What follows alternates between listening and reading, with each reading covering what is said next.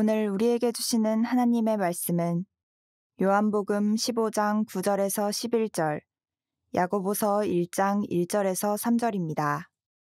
아버지께서 나를 사랑하신 것 같이 나도 너희를 사랑하였으니 나의 사랑 안에 거하라. 내가 아버지의 계명을 지켜 그의 사랑 안에 거하는 것 같이 너희도 내 계명을 지키면 내 사랑 안에 거하리라. 내가 이것을 너희에게 이름은 내 기쁨이 너희 안에 있어 너희 기쁨을 충만하게 하려 함이라. 하나님과 주 예수 그리스도의 종 야고보는 흩어져 있는 12지파에게 문안하노라. 내 형제들아, 너희가 여러 가지 시험을 당하거든 온전히 기쁘게 여기라.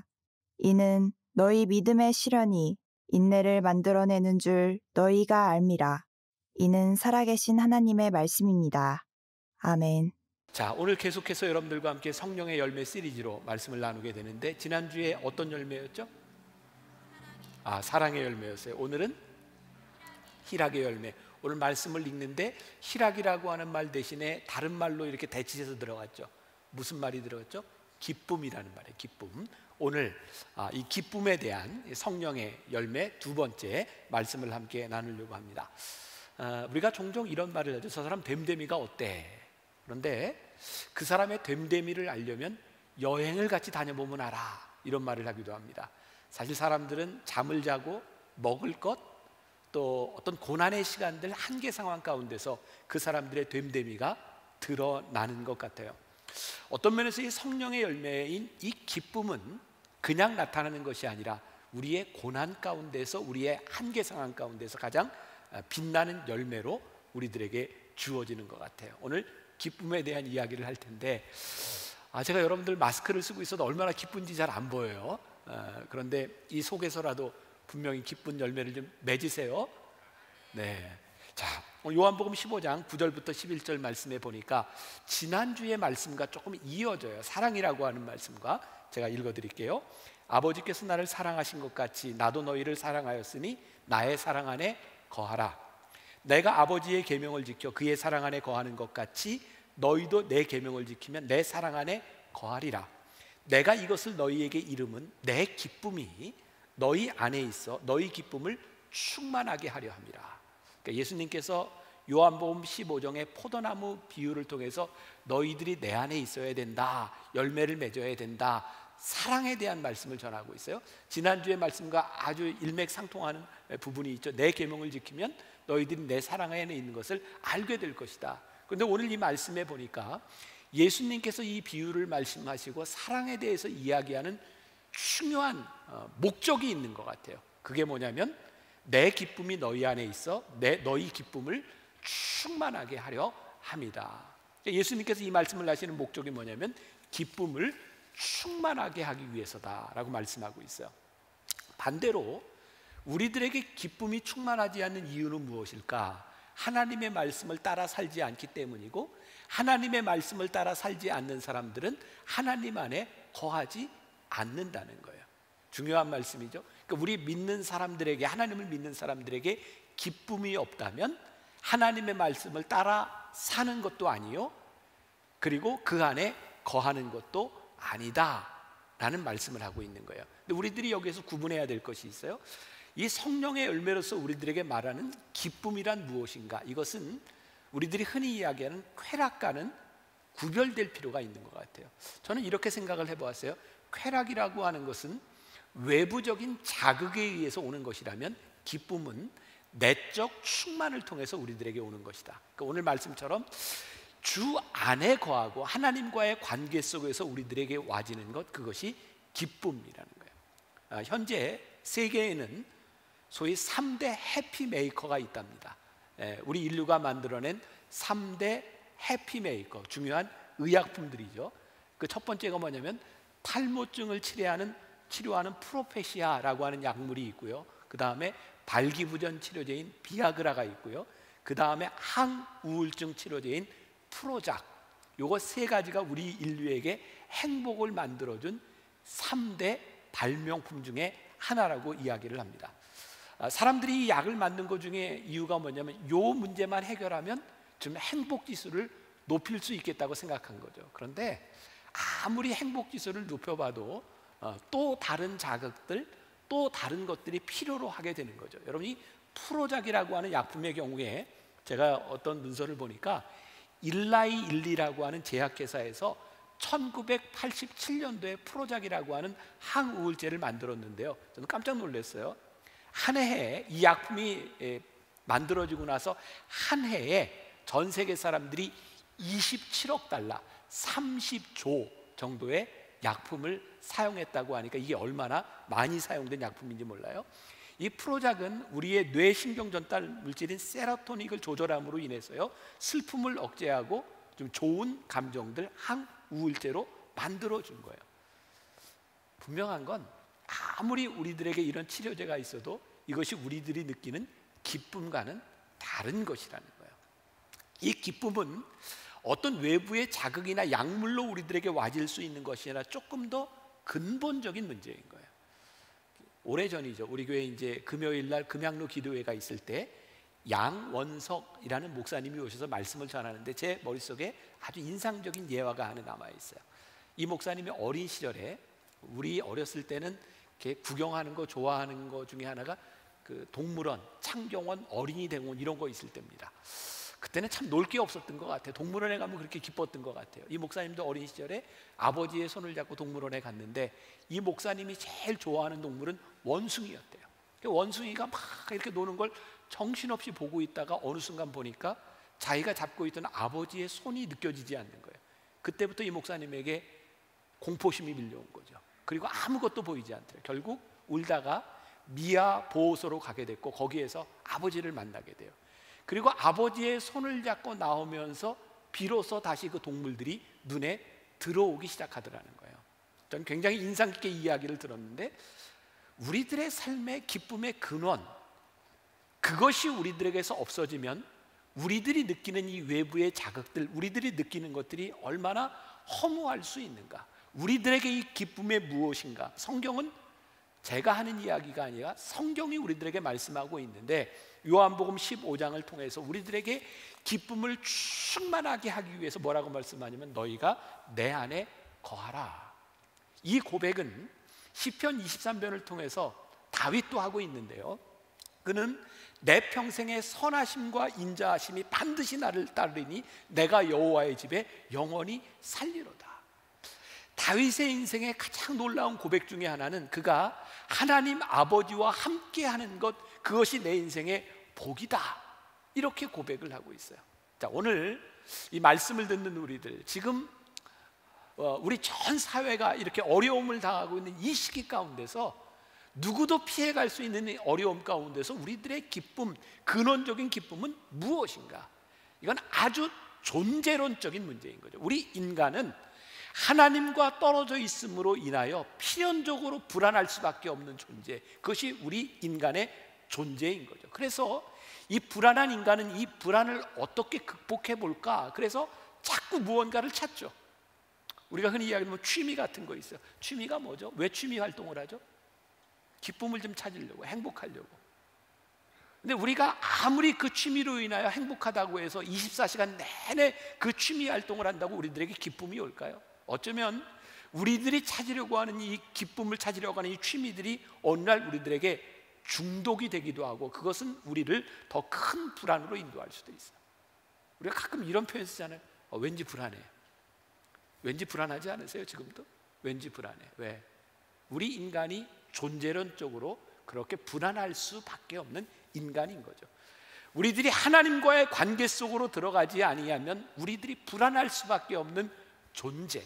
그래서 오늘 성령의 열매로서 이 기쁨을 우리들이 어떻게 맺을 수 있는가를 생각해 볼 필요가 있어요.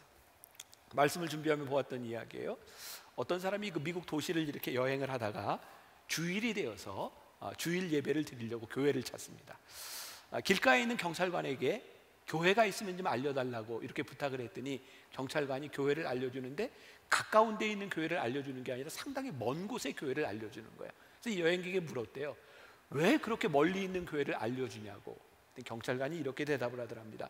나는 교회를 다니지 않기 때문에 신앙이 뭔지 잘 모릅니다. 그런데 저 저 교회에서 예배를 드리고 나오는 사람들을 보면 확실히 얼굴이 밝고 다른 교회 사람들보다 기쁜 것 같아요. 그 교회가 진짜인 것 같아요. 그런 생각이 들었어요. 아, 기쁨이, 희락이 열매인 게 맞구나. 만일 성령의 씨앗이라고 말씀을 했다면 씨앗은 보이지 않는 거거든요. 근데 열매는 분명히 열리면 표시가 나는 거예요. 아, 기쁨이 이게 성령의 열매이구나.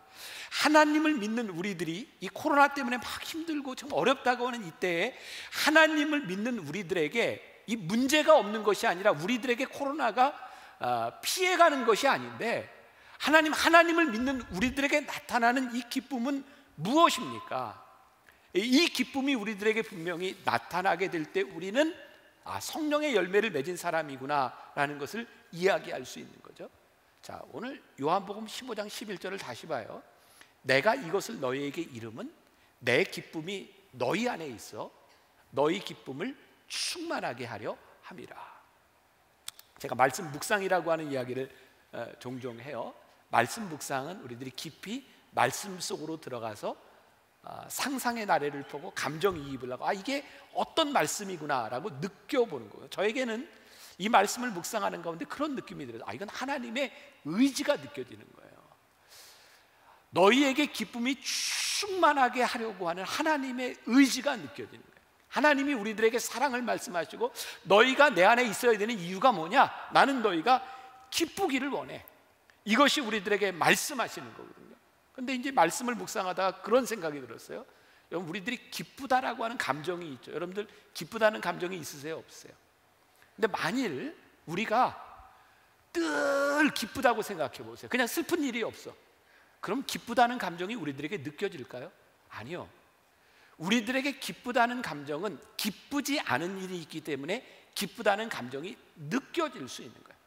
그러니까 너희들에게 기쁨을 충만하게 하시라는 이 기쁨을 느낄 수 있는 것은 우리들이 기쁘지 않은 상황 가운데서 우리들이 느낄 수 있는 기쁨이라는 거죠. 이사야서 61장 3절에 보면 우리가 잘 아는 말씀인데 무릇 시온에서 슬퍼하는 자에게 화관을 주어 그 죄를 대신하여 기쁨의 기름으로 그 슬픔을 대신하여 찬송의 옷으로 그 근심을 대신하시고. 이사야는 40장 전까지 굉장히 무서운 심판의 이야기들이 있어요. 40장 이후부터 이 이사야를 통해서 하나님이 회복에 대한 말씀을 하시거든요. 내가 너희를 이렇게 회복할 것이다. 어떻게? 슬퍼하는 자에게 화관을 주고 그 죄를 대신하여 기쁨의 기름으로 그 슬픔을 대신하여. 그러니까 이스라엘 백성이 하나님의 심판과 어려움이 있었기 때문에 그들에게 기쁨을 하나님이 보여주시겠다. 말씀을 제가 상상한다고 이야기를 했는데 이 말씀을 이렇게 묵상하다 저에게 떠오른 이미지가 있어요. 야, 이 기쁨이라고 하는 게 우리 그리스도인들에게는 깃발과 같은 것이구나. 여러분, 가끔 이렇게 전쟁 영화들 보면 여러분들은 아무 생각을 안 하고 보실 수도 있지만 저는 너무 세상을 너무 시리어스하게 살아가는지 영화를 보면서도 그런 생각을 하게 되는 것 같아요. 무기를 들고 이렇게 칼, 창, 총을 들고 나가서 싸운 사람이 있는가 하면 그 전쟁하는 사람들에게는 늘 깃발을 든 사람들이 있어요. 그렇죠? 네, 말은 안 해더라도 이거나 이거는 좀, 그렇죠? 네, 깃발을 들고 있어요. 이런 생각이 드는 거예요. 야, 저 깃발 든 사람한테 저 깃발을 들지 않고 무기를 들게 해서 싸우게 되면 훨씬 더 효율성이 있을 텐데 한 사람이라도 더 싸우면 좀 유리할 것 같은데 그런데요, 전략가들은 그렇게 이야기하지 않습니다. 무기를 드는 것이 훨씬 더 효율적이라고 생각하지만 사실은 그 깃발을 보고 나가서 싸우고 그 깃발을 따라가지 아니하면 전쟁에 이길 수 없는 거야. 그래서 깃발을 드는 거예요. 저에겐 그런 이미지가 생각이 되는 거예요. 아, 그렇군요. 우리 그리스도인들에게 이 성령의 열매인 기쁨이라고 하는 것은 우리가 어떤 사람인지를 보여주고 우리 그리스도인들이 저 깃발을 향하여 우리들이 하나님을 믿는다고 하는 것이 우리 안에 기쁨을 충만하게 하시는 하나님을 바라보며 살아가게 하는 것, 그것이 성령의 열매이구나. 오늘 제가 말씀의 제목을 기쁨에 대한 이야기를 하면서 어려움 속에서 빛나는 기쁨 이렇게 해봤어요. 어려움 속에서 빛나는 기쁨. 제가 설교할 때 제가 제 이야기를 많이 하는 편이죠. 네, 많이 해요. 제 가족 이야기도 하고 우리 아이들 이야기도 하고 그래서 교회를 이렇게 오래 다닌 분들은 저에 대해서 많은 것들을 알고 있을 것 같아요. 가끔 어떤 분들이 그런 얘기를 한다. 목사님 너무 그런 얘기까지 하셔야 됩니까? 근데 저는 제가 제 삶의 이야기들을 여러분들에게 하는 이유가 있어요. 제 이야기가 여러분들의 이야기고 제 삶이 여러분들의 삶이고 별로 다를 게 없거든요. 제 삶에 일어나는 일을 통하여 하나님과의 관계를 통해서 우리들의 삶에 적용하는 것이 필요하다고 생각해요. 그래서 제가 그렇게 우리 아이들 이야기도 이렇게 하다 보니까 어떤 분이 말씀을 마치고 났는데 저희 그런 얘기를 하더라고요. 목사님, 저는 목사님의 삶에는 아무 근심 걱정거리가 없는 줄 알았어요. 근데 저에게도 근심이 있죠. 걱정이 있죠. 근데 제가 그 얘기를 듣는데 굉장히 감사했어요. 왜 저분은 나에게 근심 걱정이 없는 사람처럼 보인다고 생각했을까? 생각해 보니까 제 안에 있는 근심과 제 안에 있는 걱정보단 제 삶이 기쁘게 보였던 것 같아요. 그게 저에게 참 감사한 일이었어요. 지난 주일이었습니다. 이번 코로나 사태로 인하여 저희 가정에도 이제 조금 뭐 어려운 일까지는 아니고, 저희 딸내미가 보령에서 시집가서 살고 있는데 그 신랑이 보령에서 사회복지사로 일을 하거든요. 그러니까 그 시설에서 이제 감염성이 좀 있는 사람들께 돌보고 하다 보니까 그 복지관에서 이 코로나 사태가 잠재워질 때까지 이 보령을 떠나지 말라, 그렇게 시설에서 이야기를 한 것 같아요. 그래서 우리 딸하고 사위가 이제 와서 주말을 저희하고 보내려고 하다가 그 버스표를 취소하고 못 오게 됐어요. 근데 저한테 우리 딸내미가 아빠 보고 싶어요, 엄마 보고 싶어요 이러는데 슬프잖아요, 짠하잖아요. 그래서 주일날 예배를 마치고 가야 되겠다 생각을 했는데, 지난 주일날 예배 마치고 나갈 때 혹시 기억나세요? 눈이 막 왔던 거? 근데 저희 교회 조현철 목사가 우리 딸내미의 고모부거든요. 같이 가겠다는 거예요. 한 번도 안 가봤다고. 같이 가겠다고 했는데 눈이 막 오니까 옆에서 이렇게 눈이 오는데 갈 수 있겠어요? 위험하지 않겠어요? 계속 그래요. 근데 저는 간다. 그랬더니 옆에 있던 우리 직원이 아빠와 고모부가 역시 다르군요. 그래서 저는 가야 되겠다고 생각을 해서 갔어요. 가는데 이제 거의 다 왔는데 전화가 왔어요. 우리 딸내미가 아빠 우리 집에 우리 구역 식구 중에 그 젊은 집사님 부부가 와 있는데 제가 온다는 이야기를 듣고 지금 인사를 하고 가겠다고, 인사를 해도 되겠냐고. 오케이 괜찮다. 그리고 이제 집에 갔어요. 그래서 이제 인사를 하고 사진도 찍고 이러는데 너무 감사한 게요, 그 젊은 부부가 너무 사람이 좋아 보이는 거예요. 너무 감사한 거예요. 참 감사하다.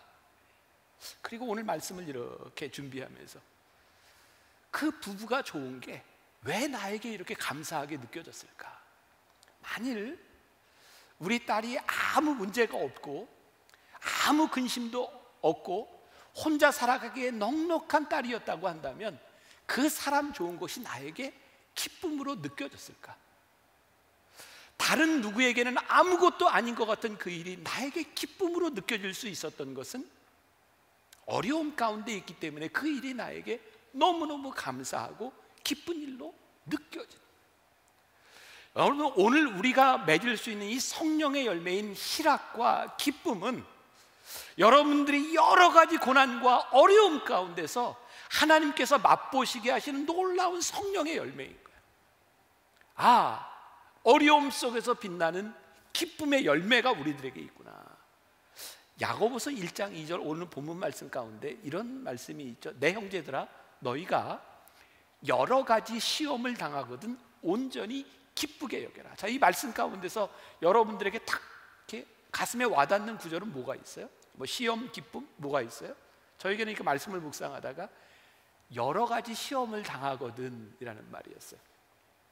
그냥 하나님께서 이 말씀에 이렇게만 해주셨으면 좋았을 것 같아요. 너희가 시험을 당하거든 온전히 기쁘게 여겨라. 그랬으면 조금 받아들이기가 좀 쉬웠을 것 같은데 여러 가지 시험을 당하거든. 여러분 별로 생각을 안 하고 말씀을 들으시죠? 이게 여러 가지라고 하는 게 있을 때와 없을 때가 진짜 다르지 않아요? 그냥 시험 한번 당할 때가 아니라 여러 가지 시험을 당하거든 온전히 기쁘게 여겨라. 근데 이 말씀도요, 뉘앙스를 보면 여러 가지 시험을 당하거든 이라고 하는 게 얼핏 들으면 영어의 if, 너희들이 당한다면 이렇게도 읽을 수 있을 것 같은데, 제가 NIV 성경을 읽다 보니까 이게 if가 아니라 시험을 당할 때가 when으로 되어 있더라고요. 너희들이 시험을 당할 때, 어쩌다 시험을 당할 수도 있다 이것이 아니라 너희들이 시험을 당할 때인데, 이 때가 언제? 여러 가지 시험을 당할 때. 그러니까 여러분, 우리가 하나님을 믿으면서 이 성경이 우리들에게 적용되는 이 시점에서 여러분들이 시험을 당하고 여러 가지 시험을 당하는 것이 별로 놀라운 일이 아니에요. 당연히 그 일을 당할 때에 우리들이 온전히 기쁘게 여겨라. 그런데요, 그 다음 구절이 중요해요. 야고보서 1장 3절, 이는 너희 믿음의 시련이 인내를 만들어내는 줄 너희가 알미니라. 이것 때문에 온전히 기쁘게 여기라는 거예요. 우리들에게 다가오는 시험이요, 그냥 시험과 시련으로 끝나는 것이 아니라 너희들에게 당하는 그 시련이 어떤 시련이냐면 믿음의 시련이라.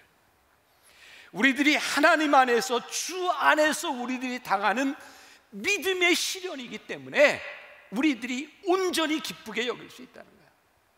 이렇게 말씀을 묵상하다 보면요, 이렇게 말씀을 이렇게 읽고 설교 준비를 하다가 제가 이런 표현을 쓰는데, 이렇게 고구마 줄거리, 이렇게 고구마를 이렇게 쭉 뽑으면 막 이렇게 딸려 나오는 것처럼 있잖아요. 이렇게 그 말씀과 연결돼서 생각나는 것들이 있어요. 저에게는 이 말씀을 묵상할 때, 이 부분을 읽을 때 로마서 8장 35절 말씀이 생각이 났거든요. 누가 우리를 그리스도의 사랑에서 끊으리요? 환난이나 곤고나 박해나 기근이나 적신이나 위험이나 칼이라. 어제 제가 새벽에 일찍 일어났어요. 그래서 이 말씀을, 제가 쓴 설교 원고를 가지고 묵상하고 준비하는데 이 부분에서 혼자 눈물이 났어요. 그렇군요, 하나님. 누가 우리를 그리스도의 사랑에서 끊을 수 있으리요? 그리스도의 사랑에서 끊을 수 없는 그게 뭐예요? 환난이나 곤고나 박해나 기근이나 적신이나 위험이나 칼이라. 우리들에게 사랑의 확신이 있는 거예요. 우리들이 그리스도 안에 있다는 거예요. 누구도 우리를 시험해서 끊을 수 없다는 거예요. 그런데 뭘 전제하고 있어요? 사랑의 확증에도 불구하고 우리들이 여러 가지 시험을 당할 때 우리들의 인생에 깨어지는 아픔이 있는 거예요. 우리들이 여러 가지 시험을 만날 때 우리들이 온전히 기쁘게 여기는데 우리들에게 시험이 다가오는 거예요. 아픔이 있는 거예요. 제가 개인적으로 굉장히 좋아하는 영성신학자 헨리 나우엔이라는 사람이 있어요. 제가 그 책이 좋아서 거의 다 읽었던 것 같아요. 어떤 책이었는지 기억은 나지 않는데 그 책 속에 나오는 이야기예요. 어떤 수도원에 진짜 성자처럼 추앙을 받는 노수도사가 있었대요. 정원에서 이렇게 정원을 가꾸고 물을 주고 이렇게 밭을 일구고 있는데 갓 들어온 젊은 수도사가 이 노수도사에게 찾아왔어요. 이 노수도사가 이 젊은이에게 얘기합니다. 여보게, 이 단단한 흙에 물을 좀 부어주겠나? 물을 부었더니 단단한 흙에 물이 들어가지 못하고 흘러내립니다. 그때 노수도사가 망치를 가지고 와서 단단한 흙덩어리를 깹니다. 다 부서졌을 때 다시 이야기합니다. 여보게, 다시 한번 물을 주겠나? 그때 물을 줬더니 물이 흙 속에 스며들어요. 노수도사가 얘기합니다. 이제 이 흙에 씨를 뿌리면 뿌리를 내리고 싹이 날 수 있겠구만. 그리고 바로 깨어짐의 영성에 대한 이야기를 해요. 이것이 깨어짐의 영성일세. 깨어져야 물이 들어가고 씨가 뿌리를 내리고 꽃을 피울 수 있는 것처럼 우리의 인생에 깨어짐이 있을 때 그때 영성이 우리들에게서 시작되는 거예요. 지난주에 제가 어떤 가정을 신방하게 돼서 오늘 여기 앉아있는데 제가 식사하면서 이야기를 하다가 참 이 말씀과 연결되는 인상적인 그런 이야기를 듣게 되었어요. 그 권사님 부인 집사님이 이런 얘기를 합니다. 자기는 시집 가기 전에 정말 독실한 불교 가정에서 이렇게 자랐고 이제 시집을 오면서부터 신앙생활을 했지만 그렇게 믿음이 없었대요. 그런데 이제 부모님이 돌아가셨고 남편과 함께 살면서 이제 경제적으로 굉장히 어려움에 당하게 되었을 때 그때 하나님께 기도해야 돼. 하나님 도와주세요. 근데 그분이 이런 얘기하더라고요. 만일 우리 부모님이 살아계셨더라면 나는 그렇게 하나님 앞에 절실하게 기도하지 않았을 거라. 부모님이 돌아가시고 경제적으로 어려운 때 아무런 도움도 받을 수 없는 그때 하나님 도와주세요. 그때 기도할 때 하나님을 만났다. 만일 나에게 그런 어려움이 없었더라면 나는 그렇게 하나님 도와주세요 기도하지 못했을 거라. 우리들이 여러 가지 시험을 만날 때, 우리들이 어려움을 당할 때, 우리의 인생의 고난 가운데서 하나님이 우리의 교만을 깨뜨리시고 우리가 하나님을 바라보게 하시고 그 가운데서 하나님께 기도하게 할 때 깨어짐의 영성, 하나님이 우리 가운데서 역사하시는, 그리고 그 기쁨을 고통 가운데서 우리에게 기쁨을 주시는 하나님의 은혜를 경험하기 시작해요. 이 기쁨은 세상이 우리들에게 주는 자극하고는 다른 기쁨이에요. 성령이 우리들에게 주시는 기쁨을 우리들이 고백하게 돼요. 자, 여러 가지 시험을 만나거든요. 그런데 저는 학창 시절에 그렇게 공부를 잘해보지를 않아서, 혹시 여기 공부 잘해본 사람들, 나는 공부를 잘해서 시험 때마다 즐거워서, 혹시 이런 분 계세요? 모르겠어요. 아무리 공부를 잘해도 시험이 즐겁지만은 않을 것 같아요. 단지 그 시험을 잘 이겨나갈 수 있을 뿐이지 즐거울까?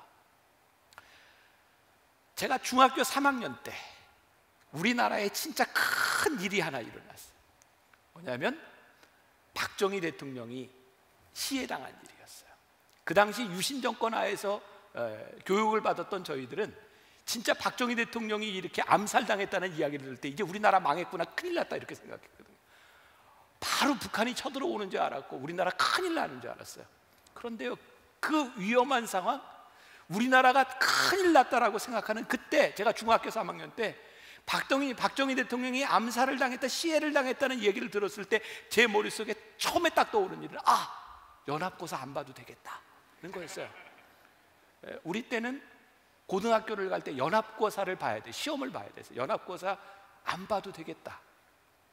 지금 생각해 보면 참 유치한 생각인데 그때 저에게 들었던 생각이, 야, 요 일이 일어났으니 시험을 안 봐도 되겠다. 그런데요, 시험을 연기한다고 우리들에게 기쁨이 찾아올까요? 여러분, 시험은 연기될 수 없고요, 시험은 지나가야 되는 거예요. 우리들이 하나님 앞에 기도를 한다면 하나님, 이 시험이 연기되거나 피해갈 수 있는 것이 아니라 하나님, 이 시험을 잘 치를 수 있는 지혜를 우리들에게 주세요. 우리들이 시험 가운데서 기쁨과 하나님이 주시는 만족을 경험하지 않으면 우리는 성령과 함께 동행하는 사람이 아니에요. 우리가 흔히 듣던 이야기예요. 두 종류의 사람이 있다. 하나는 온도기 같은 사람이 있고 또 하나는 온도 조절기 같은 사람이 있다. 온도기 같은 사람은 어떤 사람이에요? 밖에 날씨가 추우면 온도계가 내려가요. 더우면 온도가 올라가요. 온도 조절기 같은 사람은 날씨가 추우면 온도 조절기로 조절을 해서 온도를 올려, 더우면 온도 조절기로 시원하게 만들어. 우리들의 환경, 지금 우리들에게 어떤 일이 일어나고 우리들이 설명할 수 없는 일들 가운데서 그 상황으로 인하여 온도기 같이 변하는 사람이 있는가 하면, 우리의 환경을 바꾸는, 우리들 속에 역사하시는 누가 우리를 그리스도의 사랑에서 끄들이요 그 사랑을 붙들고 우리의 인생을 바꾸어 나가는 사람이 있는, 이게 어떻게 가능해요? 주 안에서. 우리의 기쁨의 동기가 주 안에 있다는 거야. 그럼 빌립보서 말씀은 굉장히 짧은데요, 여러분 한번 전체를, 빌립보서를 한번 잘 묵상해 보세요. 그 빌립보서 안에는 기쁨이라고 하는 단어가 참 많이 나오고요, 주 안에서라고 하는 말이 참 많이 나옵니다. 빌립보서 4장 4절에 주 안에서 항상 기뻐하라, 내가 다시 말하노니 기뻐하라, 이런 말씀이 있어요. 그냥 빌립보서를 보면 잘 이해가 되지 않을 수 있어요. 이 빌립보서는 골로새서, 에베소서 이런 성경과 더불어서 옥중서신이라고 불립니다. 옥중서신이 뭔지 아세요? 사도 바울이 옥중에서 빌립보에 있는 교인들에게, 에베소에 있는 교인들에게 편지하는 거예요. 옥중에서 이 편지를 썼으니 이 편지를 쓰고 있는 사도 바울의 상황이 얼마나 힘든 상황이었겠어요. 그리고 옥중서신을 받아보는 빌립보와 골로새와 에베소에 있는 교인들은요, 그들이 많은 고난과 핍박 가운데서 이 편지를 받아보고 있는 거예요. 근데 사도 바울이 계속해서 하는 이야기가 뭐냐면 기쁨에 대한 이야기예요. 기쁨에 대한 이야기를 계속하고 있는 거예요. 그리고 주 안에서 기뻐하라고 하는 이야기를 하고 있는 거예요. 그래서 빌립보서에는 우리가 잘 아는 굉장히 유명한 말씀이 하나 있어요. 빌립보서 4장 13절, 내게 능력 주시는 자 안에서 내가 모든 것을 할 수 있느니라. 우리들이 기뻐할 수 있고 모든 것을 할 수 있는 이유가 무엇이라고 얘기하냐면 내게 능력 주시는 자 안에서, 주 안에서 우리들이 할 수 있느니라고 말씀하고 있어요.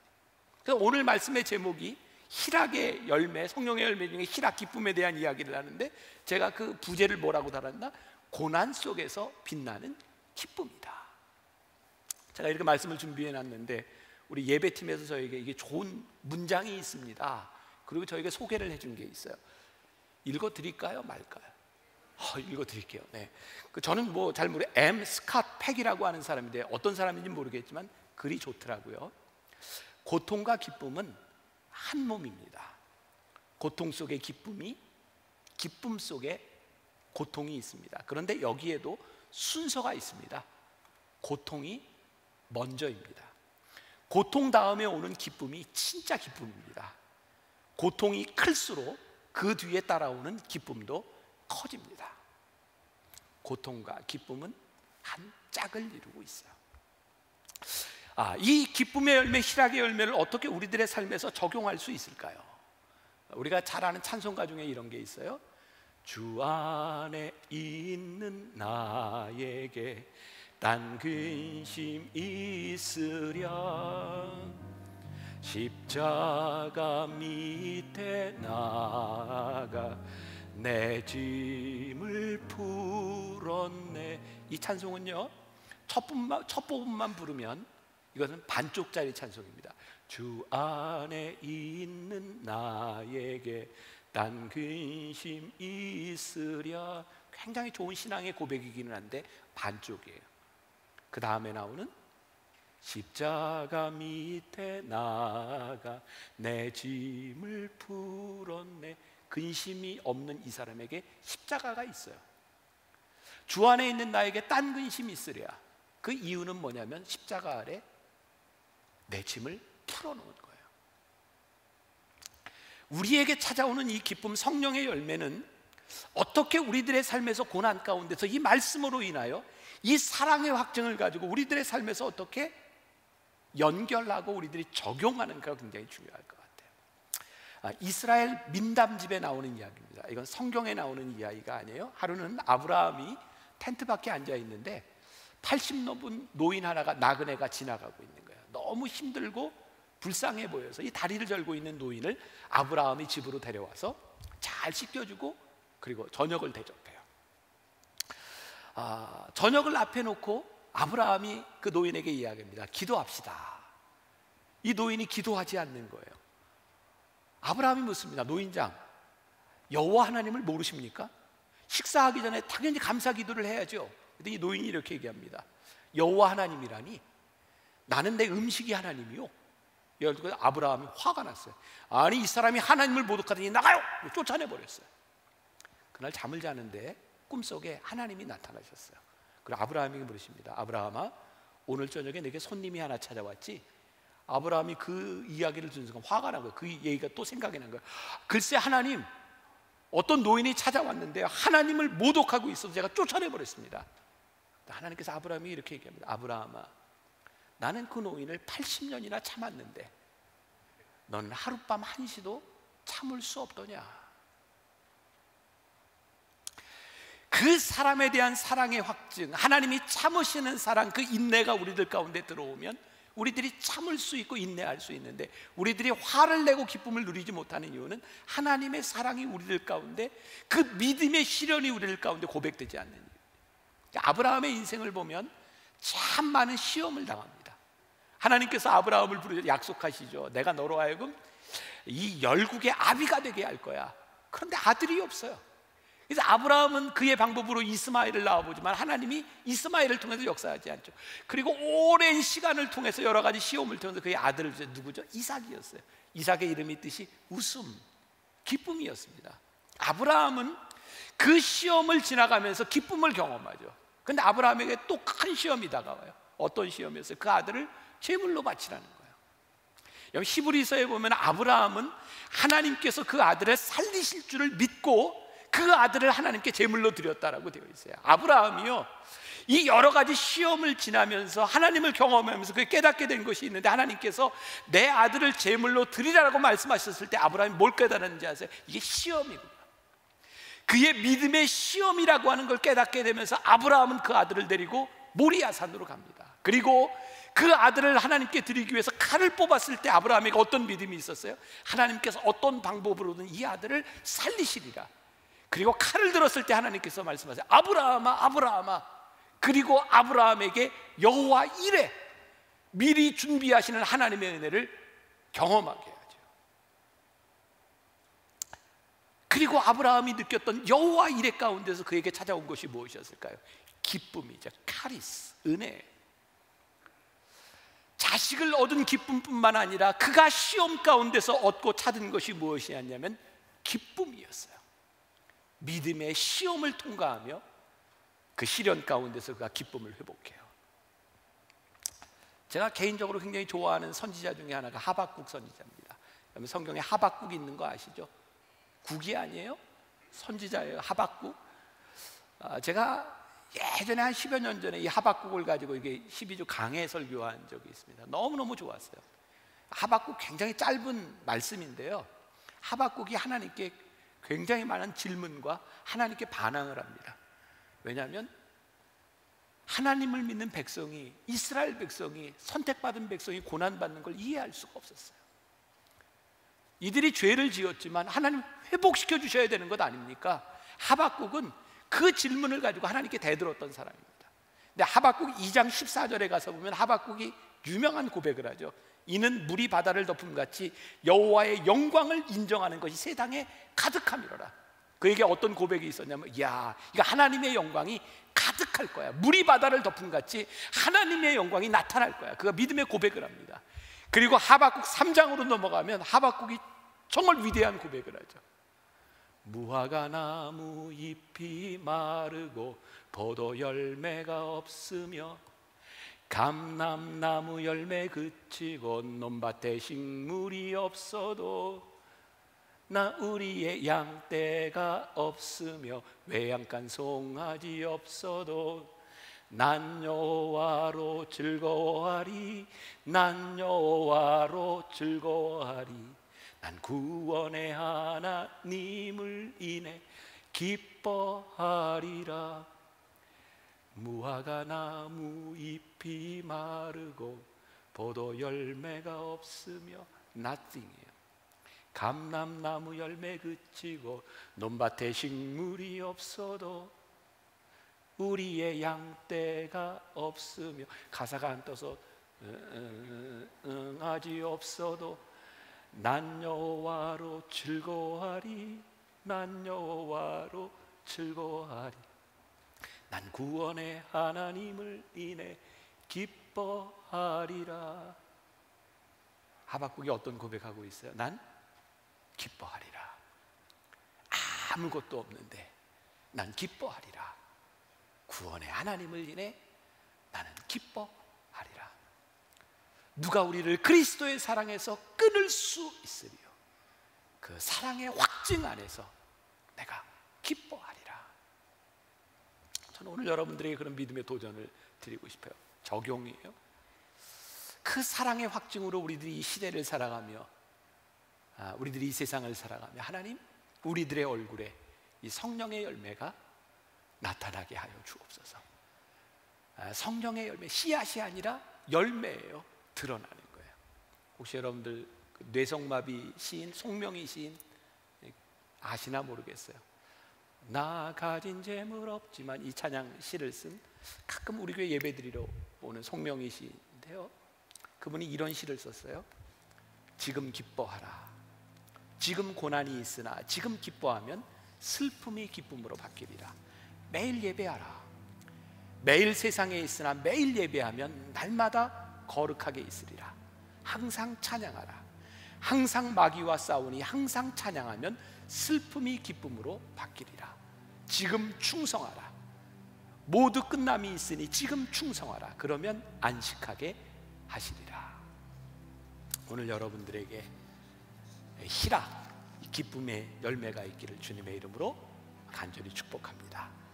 여러분께 속으로 따라 하셔도 좋고, 찬송 내 손을 주께 높이 듭니다, 찬양 받으실 주님, 우리 함께 마이크 썼지만 같이 불러도 괜찮고, 자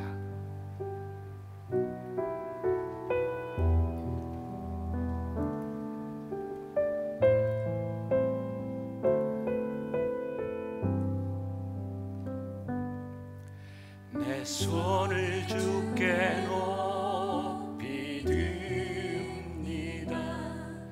내 찬양 받으실 주님, 내 마음을 주께 완짝엽니다. 내 찬양 받으실 주님, 슬픔 대신이라는 죄 대신 화환을, 근심 대신 찬송을, 찬송의 옷을 주셨네. 내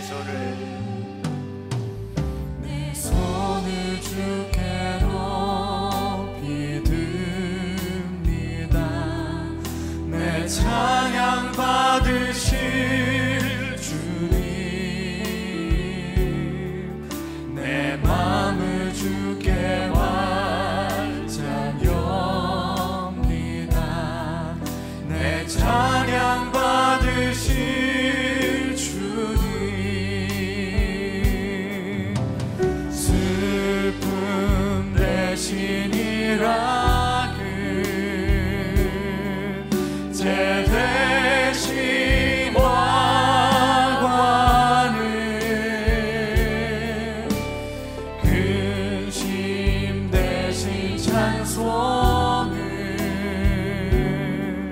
찬송의 옷을 주셨네.